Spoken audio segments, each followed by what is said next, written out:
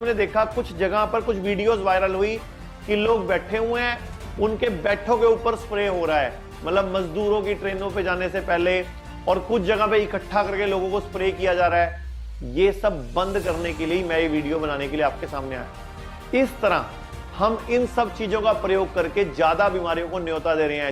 जैसे 40 ग्राम पड़नी चाहिए, कंपनी वाले पहले तो गलती करते हैं, 60-70 ग्राम कर देते हैं, हम उसको 100 ग्राम कर देते हैं। फिर वो कहता है यार 100 ग्राम क्या करेगी, वो उसको 150 ग्राम कर देता है। फिर उसका जो सर्वेंट उसको 200 ग्राम कर देता है, यानी 40 ग्राम वाली 200 ग्राम पड़ रही है। आजकल ये 3 चीजें मेन नजर आती हैं। नंबर 1 मुंह पर मास्क, नंबर 2 सैनिटाइजर, और नंबर 3 डिसइंफेक्टेंट, जिससे बोला जाता है हम इस जगह को सैनिटाइज कर रहे हैं, डिसइंफेक्टेंट कर रहे हैं। तो मैं आपको आज डिसइंफेक्टेंट के बारे में पूरी जानकारी देने आया हूं। सरकार ने कहा रेस्टोरेंट खोल दो, मॉल्स खोल दो, हॉस्पिटल खुले हुए हैं, होटल्स खोल दो, लेकिन क्या करो, पहले डिसइंफेक्टेंट करो, पहले चीजों को साफ करो। अब इसका सच क्या है, इसके फायदे क्या हैं, इसका नुकसान क्या है, ध्यान से सुनिए।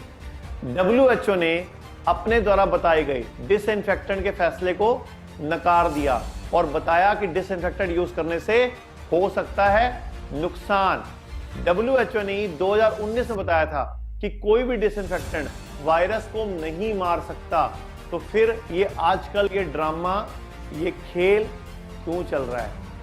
CDC और WHO ने थोड़े दिन में खुद ही चेतावनी दी, ये सुरंगे जिसमें लोग एक साइड घुसते हैं दूसरी साइड से निकलते हैं, ये सिर्फ एक सप्लीमेंट की तरह है। आप नियमित रूप से हाथ धोएं, उचित स्वच्छता बनाए रखें, मास्क पहने, सामाजिक दूरी बनाए रखें, तो वैसे इनकी जरूरत ही नहीं है। चीन, जिसमें कोरोना वायरस का खेल सबसे पहले शुरू हुआ, उसने सबसे पहले टनल्स लगाई। वहीं 25 फरवरी को न्यूज आई, चीन के एक्सपर्ट ने बताया कि इसके खिलाफ कि ये वायरस को नहीं मार सकती, इसका कोई फायदा नहीं, और टनल्स बंद कर दी गई। प्रूफ मैं आपको स्क्रीन पे दिखाता जा रहा हूं। इसके बाद तमिलनाडु, कर्नाटका, तेलंगाना, कश्मीर, वेस्ट बंगाल, केरला, बिहार, उत्तर प्रदेश, दिल्ली NCR, पंजाब, इन सब जगह पर भी डिसइंफेक्टेंट टनल्स, सैनिटाइजर टनल्स का प्रयोग किया गया, और धीरे धीरे भारत के और राज्यों में भी ये होने लगा। फिर क्यों कर दिया गया इनको बंद? आखिर क्या कारण था? क्या आपने किसी ने जानने की कोशिश की? तो मैं बताता हूं आपको इसके पीछे का सच। आखिर किससे स्प्रे किया जा रहा था इन सुरंगों में? क्या होता है इस डिसइंफेक्टेंट सॉल्यूशन में?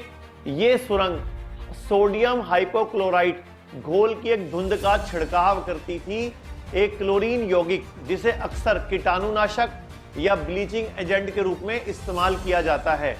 सोडियम हाइपोक्लोराइड कमर्शियल ब्लीच और सफाई समाधानों का एक घटक है। इसका उपयोग पीने वाले पानी और वेस्ट पानी को साफ करने के लिए और स्विमिंग पूल में डिसइंफेक्टेंट के स्प्रे के रूप में किया जाता था, 0.5% सॉल्यूशन के रूप में। इसे डेकिन सॉल्यूशन कहते हैं, और संक्रमित घावों को साफ करने के लिए एक एंटीसेप्टिक के रूप में भी इसका प्रयोग किया जाता रहा है। हाइपोक्लोराइड सॉल्यूशन आइडियल डोज जो है वो 0.25% है, लेकिन अधिकांश भारतीय सुरंगों द्वारा उपयोग किया जाने वाला स्प्रे ना तो 0.25 था, ना ही 0.5 था, बल्कि ज्यादा मात्रा में किया जा रहा था। तमिलनाडु के तिरुपुर जिले के एक बड़े बाजार में तो 1% का घोल था। भारत में सबसे पहले 30 मार्च को शुरू किया गया डिसइंफेक्टेंट टनल्स को। तमिलनाडु के तिरुपुर जिले में 16 अप्रैल को बंद भी कर दिया गया। उल्टा लोगों को छींके, जुकाम, बुखार की दिक्कत आने लग गई। महाराष्ट्र के भुसावल में भारतीय रेलवे लोको शेड ने एक सुरंग विकसित की थी, जिसकी लागत भी 10,000 रुपए थी। सुरंग में 3 नलिकाएं थी जो 3 से 5 सेकंड के लिए प्रति मिलियन सोडियम हाइपोक्लोराइड घोल का एक हिस्से का छिड़काव करती थी, जो लोग इसके पास से गुजरते थे। इसमें 500 लीटर की टैंक की क्षमता थी, जो इसे 15 घंटे से अधिक नॉन स्टॉप काम करती थी। महत्वपूर्ण बात यह है कि सोडियम हाइपोक्लोराइड के सॉल्यूशन में मामूली बदलाव त्वचा, आंखों की जलन से लेकर गंभीर जलन और हल्के से गंभीर दुष्प्रभाव तक हो सकता है। इस डिसइंफेक्टेंट को यूज करने के लिए गवर्नमेंट और हेल्थ गवर्नमेंट द्वारा कोई ढंग से गाइडलाइंस तक नहीं दी गई, क्योंकि उन्हें खुद ही नहीं पता था कि इसके नुकसान है, लेकिन फिर भी पूरे भारत ने, पूरे विश्व ने इसको यूज किया। तो क्या कारण है एक्चुअल मात्रा से ज्यादा प्रयोग होने का? आइडियल डोज क्या है? 0.25%। लेकिन बेचने के बाद अगला इंसान खुद ही डोज को 0.5% कर देता है। वहीं जो स्प्रे सॉल्यूशन बनाता है वो उसे अपनी मर्जी से 5% कर देता है, जैसे कि सारे वायरस को आज ही मार देगा।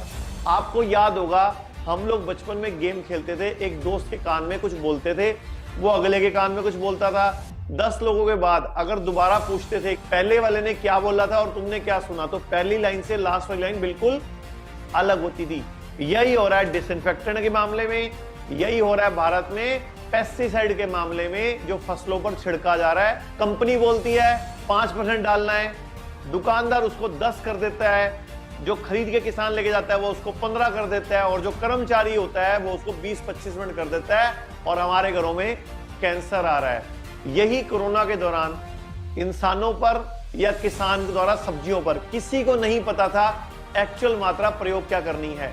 मैं अपने YouTube चैनल और Facebook चैनल पे इन तीनों के ऊपर कई वीडियोस बना चुका हूं, डिसइंफेक्टेंट पे भी, सैनिटाइजर पे भी और मास्क पे भी, और उसके अलावा कोरोना के खेल पे भी। आखिर क्यों बंद कर दिया गया इन सुरंगों को, इस छिड़काव को? ये वही सोडियम हाइपोक्लोराइड घोल है जिसका प्रयोग टॉयलेट को साफ करने के लिए किया जाता है, स्विमिंग पूल में पानी में बढ़े हुए क्लोरीन की मात्रा को नॉर्मल करने के लिए किया जाता है, जमी हुई फंगस शैवाल को निकालने के लिए किया जाता है, टेक्सटाइल इंडस्ट्री